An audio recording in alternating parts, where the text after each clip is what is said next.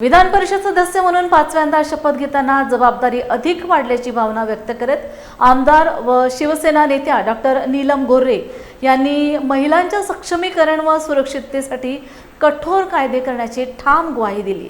तसेच जनसामान्यांच्या प्रश्नांसाठी अधिक ताकदीने लढण्याचा निर्धार त्यांनी व्यक्त केलाय। विधान भवनातील मध्यवर्ती सभागृहात पार पडलेल्या शपथविधी समारंभात त्यांनी सदस्यत्वाची शपथ घेतली।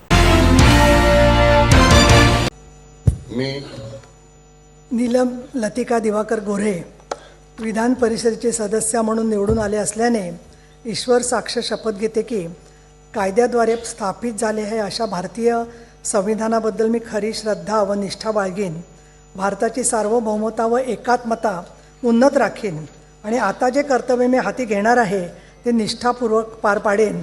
आज छत्रपती संभाजी महाराजांची जयंती आहे, तर छत्रपती शिवाजी महाराज, संभाजी महाराज, हिंदू हृदय सम्राट शिवसेना प्रमुख बाळासाहेब ठाकरे, धर्मवीर आनंदजी दिघे, डॉक्टर बाबासाहेब आंबेडकर यांना मी अभिवादन करते आणि आमचे मुख्य नेते एकनाथजी शिंदे आणि मुख्यमंत्री देवेंद्र फडणवीस यांचे आभार मानते। धन्यवाद।